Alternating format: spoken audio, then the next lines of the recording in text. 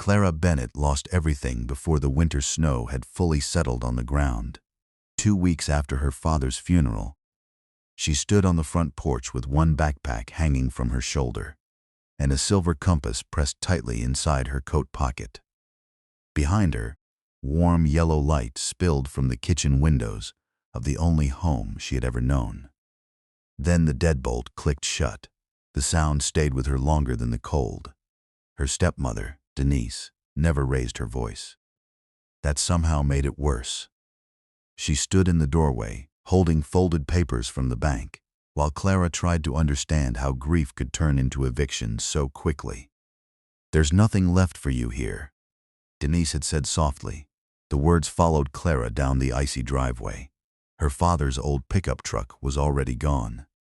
Denise had sold it 3 days earlier. Most of his tools disappeared too. By the time Clara realized what was happening, the house no longer felt like her father lived there at all. It smelled different, empty, like fresh paint covering smoke after a fire. At the bus station outside Asheville, Clara counted the money in her pocket twice. $48, not enough for a motel, barely enough for food. She sat near the window while snow drifted through the parking lot in thin white lines.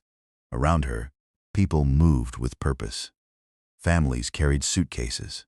Couples laughed quietly over coffee cups. Nobody looked at the girl sitting alone with red hands and swollen eyes. Inside her pocket, the silver compass felt cold against her fingers. It had belonged to her father for years. He used to carry it on camping trips in the mountains when Clara was little. Once, during a thunderstorm, he had pointed toward the dark woods and told her something strange. "If you're ever truly lost," he had said, "head north until you find the old cabin." At the time, she thought it was only a story. But now, sitting alone at 18 with nowhere to go, those words returned like something unfinished. The next bus heading into the mountains arrived just after sunset. Clara bought the cheapest ticket she could afford and climbed aboard without fully knowing where she would end up. Snow tapped softly against the windows as the bus rolled through dark, winding roads. Pine trees crowded the hillsides like shadows. Hours later, the driver stopped near a nearly forgotten mountain town, with one gas station and a diner still glowing beside the highway. "This is the end of the line," he said.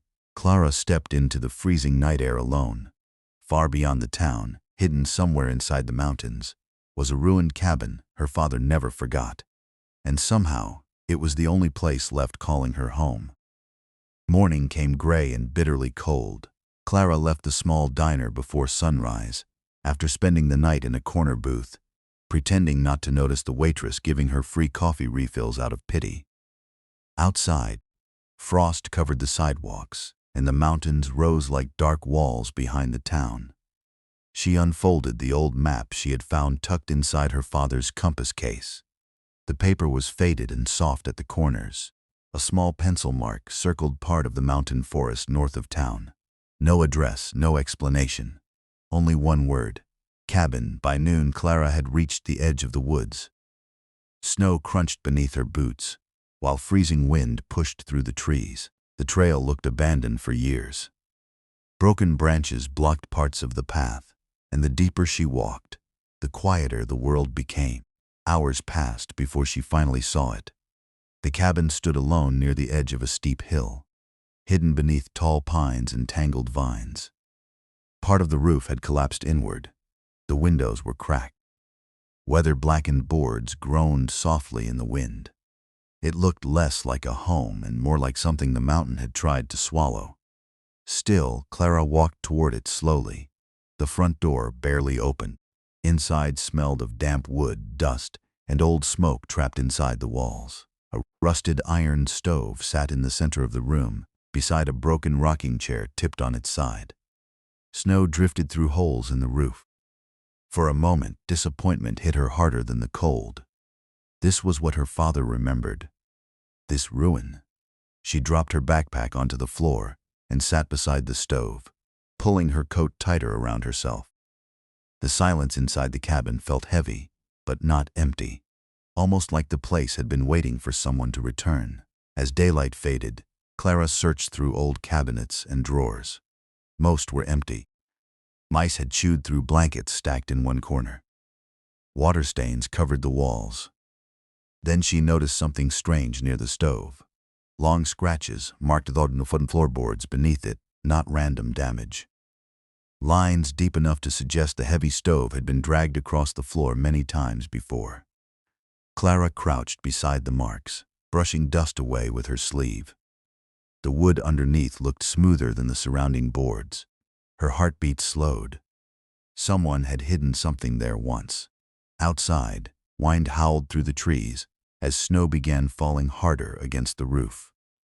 Night settled quickly across the mountains. Clara pushed the stove slightly, but it barely moved. Exhausted and freezing, she finally gave up and wrapped herself in an old blanket near the wall. The storm grew louder after midnight. Snow hammered against the cabin while old beams creaked overhead. Then suddenly, a loud crack split through the floor beneath her. Clara jerked awake as part of the wooden boards shifted downward beside the stove, and from the darkness below, cold air rushed upward from somewhere hidden underneath the cabin. For several seconds, Clara could only stare. The broken floorboards beside the stove had tilted inward, revealing a narrow black opening beneath the cabin. Cold air drifted upward, carrying the smell of earth, dust, and something older she could not place. Her hands shook as she grabbed the flashlight from her backpack. The beam revealed wooden steps disappearing into darkness. A hidden staircase. Clara's pulse pounded inside her ears while she slowly moved the loose boards aside. The opening was just large enough for her to squeeze through. Every sound inside the cabin suddenly felt louder. The storm outside groaned through the trees, while snow tapped against broken windows overhead. Part of her wanted to stop, but another part, the tired, desperate part that had nowhere else to go, needed to know what was down there. She stepped carefully onto the stairs. The wood creaked beneath her weight as she descended into the cold underground space. Dirt walls surrounded the staircase. The deeper she went, the colder the air became. Then her flashlight reached the bottom. The hidden room was larger than she expected. Shelves lined the walls filled with dust-covered jars, tools, and old lanterns. Wooden crates sat stacked in corners beneath heavy blankets of cobwebs. A narrow desk rested against one wall beside a rusted oil lamp. It did not look abandoned. It looked preserved, like someone had sealed the room and planned to return. Clara moved slowly through the space, brushing dust from objects with trembling fingers. On the desk, she found several leather-bound journals tied together with faded cloth. The first page carried a name she recognized immediately. Walter Bennett, her grandfather. Clara had never met him. He died before she was born, and her father rarely spoke about him. Yet here, hidden beneath the mountain cabin, his handwriting covered page after page. She sat at the desk and began reading. The journals described brutal winters in the mountains decades earlier. Families losing homes. Travelers stranded during storms. Walter Bennett had secretly stored food, blankets, medicine, and supplies beneath the cabin to help people survive. Then Clara found another entry dated only months before her father's death. Thomas says the room must stay hidden until Clara is old enough to understand. Her breath caught. Thomas was her father. Beneath the journals sat several old photographs. One showed her father standing outside the cabin as a teenager beside Walter. Both smiled toward the camera while snow covered the mountains behind them. Clara had never seen the picture before. Tears blurred her vision. For the first time since the funeral, she felt close to him again. Then her flashlight passed across something metal near the far wall, 3 locked boxes, and beside them rested a folded map marked with red circles deep inside the surrounding forest. At the bottom of the page, written in her father's handwriting, were 5 words. For Clara, when the time comes. Above her, the storm continued shaking the cabin, but beneath the floor, hidden inside the mountain, Clara realized her father had left behind far more than memories. He had left her a secret, Clara barely slept. She spent the rest of the night inside the hidden room, reading journal after journal while the storm raged overhead. Dust floated through the flashlight beam as hours passed in silence. Every page pulled her deeper into a history she never knew existed. Her grandfather had not been a rich man. He had been a carpenter who built small cabins throughout the mountains after returning from the war. During harsh winters, stranded travelers and struggling families often arrived at his door with nowhere else to go. Instead of turning them away, Walter Bennett secretly created shelters hidden across the mountains. The ruined cabin had been the center of it all: food, blankets, medical supplies, emergency fuel. People survived because of this place. Clara traced her fingers slowly across the worn journal pages. Some entries described snowstorms so severe entire roads vanished for days. Others mentioned children arriving hungry and freezing after their parents lost work in nearby towns. Then one sentence stopped her cold. Denise asked Thomas whether the cabin paper still existed. Clara reread the line twice. Her stepmother knew about the cabin. A heavy feeling settled inside her chest. Further into the journals, her father's handwriting began appearing more often. He wrote about wanting to restore the cabin someday. He also mentioned legal documents hidden somewhere nearby in case ownership of the land was ever challenged. Clara stared into the darkness of the underground room. Her father had prepared for something. Maybe even this. Morning light finally pushed through cracks in the cabin floor above. Clara climbed upstairs carrying the journals and wrapped herself in a blanket beside the weak fire she managed to start inside the iron stove. Outside, the storm had passed. Fresh snow covered the mountains in silver light. For the first time in weeks, Clara did not feel completely lost. While eating the last granola bar from her backpack, she unfolded the map again.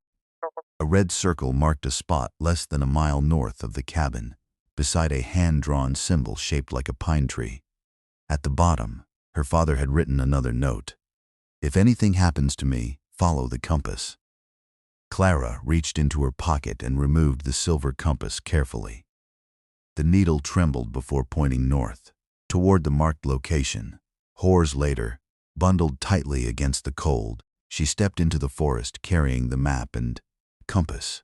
Together, snow reached nearly to her knees in places. The woods remained silent except for distant wind moving through the trees. Eventually, she found the pine tree drawn on the map. Unlike the others nearby, its trunk carried a small carved mark shaped like a cross. Clara knelt beside it and brushed snow away from the roots. Her gloves struck metal beneath the frozen dirt. Her breathing quickened as she dug harder with her hands until the corner of a rusted metal chest emerged from the ground. Whatever her father had hidden out here, he had wanted her to find it. And somewhere, deep inside the mountains, truths buried for decades were finally beginning to rise back into the light. The metal chest was heavier than Clara expected. It took nearly 20 minutes to drag it through the snow back toward the cabin. By the time she reached the porch, her hands were numb and her shoulders burned from exhaustion. Inside, she forced the frozen latch open using an old screwdriver from the hidden room. The lid groaned loudly. Bundles of yellowed papers filled the chest alongside sealed envelopes, wrapped in oilcloth to protect them from moisture. Beneath them sat several small savings bonds, stacks of cash, and a thick folder labeled Bennett Property Records. Clara opened the folder carefully. Inside were land documents proving the mountain cabin and hundreds of surrounding acres legally belonged to her grandfather before passing to her father years earlier. One unsigned transfer form carried Clara's own name. Her father had intended to give the land to her. Tears filled her eyes again, not because of the money, because for weeks she had believed nobody planned for her future. Nobody wanted her. Yet, hidden inside this freezing mountain cabin was proof. Her father had thought about her until the very end. Then she noticed the letters. Each envelope carried a date and her name written carefully across the front. She opened the first one slowly. "If you are reading this," her father wrote, "it means I failed to come back myself." Clara covered her mouth as emotion tightened painfully inside her chest. Before she could continue reading, the sound of tires crunching outside startled her. A truck. She quickly hid the papers beneath a blanket and looked through the cracked window. A dark pickup had stopped near the cabin. An older man stepped out, wearing a heavy coat and carrying rolled documents beneath one arm. His expression changed immediately when he saw smoke rising from the chimney. "You staying here?" he asked after knocking. Clara opened the door only slightly. The man introduced himself as Gerald Pike, a property developer from Asheville. According to him, the county planned to seize abandoned land throughout the mountain area for a resort expansion project. "This cabin's been empty for years," he said. "Nobody owns it anymore." Clara's stomach tightened. "That's not true," she answered quietly. The man studied her carefully before glancing past her shoulder into the cabin. "If you've got proof," he said, "you better show the county fast." After he finally drove away, silence returned to the mountains once more. Clara sat beside the fire, clutching the property papers tightly in her hands. For weeks she had survived by simply moving forward, one day at a time. Now, she had something else, a reason to fight. As evening darkness settled outside the cabin windows, Clara placed the silver compass beside her father's letters and stared into the firelight. The mountain had given her more than shelter. It had given her back a piece of her family. 3 days later, Clara walked into the county records office, carrying the old property documents inside her backpack. The clerk behind the desk looked doubtful at first. The papers were decades old, stained from years hidden underground. But after nearly an hour of searching through archived files, her expression slowly changed. "These are legitimate," she finally said. Clara felt her knees weaken slightly from relief. The land still legally belonged to the Bennett family. And because her father's transfer papers had been signed shortly before his death, ownership now passed directly to Clara. For the first time since being thrown out of her home, something finally belonged to her again. Word spread quickly through the small mountain town after that. Older residents remembered Walter Bennett immediately when Clara mentioned the cabin. At the diner, an elderly waitress named Ruth grew emotional after hearing her last name. "Your grandfather helped my family survive the winter of '78, she said softly. "We would have lost everything without him." Others shared similar stories. A mechanic remembered Walter repairing homes for free after storms. A retired teacher described stranded travelers sleeping safely inside the mountain shelter during blizzards. Even Clara's father had quietly continued helping people over the years without ever speaking about it publicly. The hidden room beneath the cabin had never been about money. It was about survival, about giving people one warm place when the world became too cold. Still, saving the cabin itself would not be easy. Part of the roof needed replacing. Pipes had frozen years earlier. Half the porch leaned dangerously toward the hillside. Clara spent long freezing days cleaning debris, repairing broken walls, and hauling water from a nearby creek. Her hands blistered from the work. But slowly, the cabin changed. One afternoon, while Clara struggled to lift damaged boards alone, a truck pulled into the clearing outside. Then another and another. People from town stepped out, carrying lumber, tools, blankets, and food. Nobody made a speech. They simply started helping. By sunset, hammers echoed through the mountains, while smoke rose warmly from the chimney once more. Clara stood quietly on the porch, watching strangers repair the roof her grandfather built decades earlier. Tears filled her eyes again, though this time they felt different, not lonely. Months passed. Winter slowly gave way to spring. Wildflowers appeared along the mountain trails, while fresh paint covered the cabin walls. Inside, Clara restored the hidden room carefully, preserving the journals and supplies exactly as her family had left them. One evening, she hung the silver compass beside the front door. The needle still pointed north. But Clara no longer felt lost enough to follow it. Because somewhere between the grief, the snowstorms, and the hidden room beneath the floorboards, she had finally found the thing she thought she lost forever, a place to belong. By the following winter, the mountain cabin no longer looked abandoned. Warm light glowed from the windows each evening while smoke curled steadily from the chimney into the cold mountain air. Travelers passing through the area sometimes stopped when storms became too dangerous. Families struggling nearby arrived quietly after hearing rumors about a safe place hidden in the woods. Clara never turned anyone away. The hidden room beneath the cabin stayed stocked with blankets, canned food, lanterns, and medical supplies, just like her grandfather intended decades earlier. Some nights the cabin grew crowded, with tired strangers warming frozen hands beside the fire. Other nights it remained quiet except for wind moving through the pine trees outside. Either way, the loneliness was gone. One snowy evening, after helping a stranded mother settle her children into bed upstairs, Clara finally returned to the last unopened letter from her father. She had carried it in her coat pocket for months. Now, sitting alone beside the fire, she carefully broke the seal. The handwriting immediately pulled her back to childhood memories of camping trips and mountain trails. Clara, the letter began, "If life ever brings you to this cabin alone, then things became harder than I hoped." She swallowed hard and kept reading. Her father explained how he spent years protecting the cabin from developers who wanted the land. He admitted he feared Denise would sell everything after his death.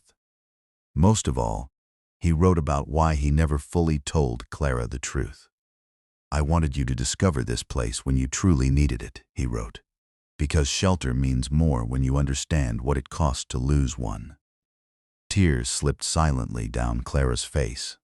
Outside, snow drifted softly through the mountains, while firelight flickered across the cabin walls her family had protected for generations. Near the end of the letter, one final sentence waited for her. "You come from people who built warmth in cold places." Clara closed her eyes for a long moment.